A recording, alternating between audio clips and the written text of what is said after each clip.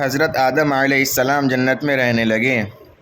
پھر ان کا جی چاہا کہ کوئی ان کا ساتھی ہو جو ساتھ رہ سہے۔ ان پر خواب کی سی حالت پیدا ہو گئی۔ اسی بیچ اللہ تعالیٰ نے اپنی قدرت سے حضرت آدم علیہ السلام کے پہلو سے حضرت حوا کو پیدا فرما دیا۔ حضرت آدم علیہ السلام جاگے تو دیکھا کہ ایک پاک صاف عورت ان کے پاس بیٹھی ہے۔ انہیں دیکھ کر وہ بہت خوش ہوئے۔ پوچھا تو کون ہے؟ حضرت حوا نے کہا کہ میں تیرے جسم کا حصہ ہوں، اس لیے کہ اللہ تعالیٰ نے تیری پسلی سے مجھ کو پیدا کیا ہے۔ کہا جاتا ہے کہ حضرت حوا اتنی خوبصورت تھی کہ پوری دنیا میں جتنی خوبصورتی پائی جاتی ہے اس میں سے 90 حصہ حضرت حوا کو ملا ہوا تھا اور 10 حصے میں پوری دنیا تھی۔ حضرت حوا کو دیکھ کر حضرت آدم علیہ السلام بہت خوش ہوئے، سجدے میں گر پڑے اور اللہ تعالیٰ کا شکر بجا لائے۔ پھر اللہ تعالیٰ نے عرش اٹھانے والوں اور آسمان کے واسیوں کے سامنے ان دونوں کا نکاح کیا اور حکم کیا کہ اے آدم و حوا، تم دونوں اس جنت میں رہو اور جنت کے تمام میوے کھاؤ۔ ہاں، یہ ایک گیہوں کا پودا ہے، اس کے پاس مت جانا، نہ اس میں سے کچھ کھانا۔ جب ابلیس نے آدم کو سجدہ نہ کیا، اس پر لعنت بھیجی گئی، وہ فرشتوں سے نکال دیا گیا، تو اس کے دل میں حضرت آدم علیہ السلام کے خلاف جلن پیدا ہو گئی۔ چنانچہ وہ اب اسی چکر میں رہنے لگا کہ کس طرح جنت میں داخل ہو کر وہاں سے آدم کو نکلوا دے۔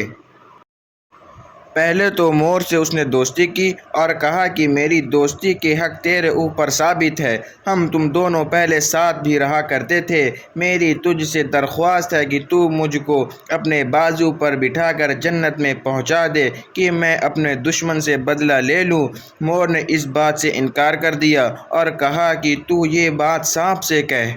تب شیطان سانپ کے پاس گیا، اس پر اپنا جادو چلایا، سانپ اس کے جھانسے میں آ گیا، اس کو منہ میں لے کر جنت میں پہنچا۔ اس طرح کی جنت کی نگرانی کرنے والوں کو ذرا بھی خبر نہ ہوئی۔ پھر ابلیس حضرت آدم علیہ السلام اور حوا کے پاس گیا اور رونا شروع کر دیا۔ حضرت آدم علیہ السلام اور حوا نے پوچھا کہ کیوں رو رہا ہے؟ اصل میں انہوں نے شیطان کو نہیں پہچانا تھا۔ تب شیطان نے کہا، میں تم کو نصیحت کرتا ہوں، مجھ کو تمہارے حال پر رونا آتا ہے کہ تم اس جنت سے نکالے جاؤ گے اور جنت کی نعمتیں تم سے سب لے لی جائے گی اور زندگی کے مزے کے ساتھ ہی موت کے درد کو بھوگو گے۔ ان دونوں نے اس بات کے سننے سے بہت غم کیا۔ ابلیس نے کہا، اگر تم میرا کہنا مانو تو میں تم کو ایک پودا بتاؤں، اگر تھوڑا میوہ تم اس کا کھاؤ گے تو ہمیشہ زندہ رہو گے اور موت کی صورت ہرگز نہ دیکھو گے۔ حضرت آدم علیہ السلام نے پوچھا، وہ پودا کون سا ہے؟ شیطان نے کہا، وہی پیڑ ہے کہ جس کے کھانے سے اللہ تعالیٰ نے منع کیا ہے۔ حضرت آدم نے شیطان کی بات کو مانا نہیں، کہا مجھ سے خدا کی نافرمانی ہرگز نہ ہوگی۔ شیطان نے بار بار قسم کھائی کہ میں تمہاری بھلائی چاہنے والا ہوں، تم میری بات مانو، تو بھی حضرت آدم نے اس کی بات نہ مانی۔ آخر کار وہ اٹھ کر چلے گئے۔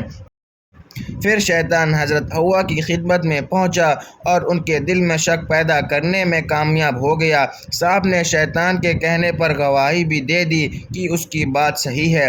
حضرت حوا نے حضرت آدم سے فرمایا کہ سانپ کو جنت کا خدمت کرنے والا ہے اور وہ بھی اس شخص یعنی شیطان کی بات کی تصدیق کر رہا ہے، تو اس کی بات نہ ماننے کا کوئی تک نہیں۔ اب تو میں پہلے اس پودے کا پھل کھاتی ہوں، اگر کچھ گڑبڑ ہو تو میرے لیے خدا سے معافی مانگو، نہیں تو تم بھی کھاؤ کہ ہم تم دونوں تمام عمر جنت کی نعمتیں چین سے کھایا کریں۔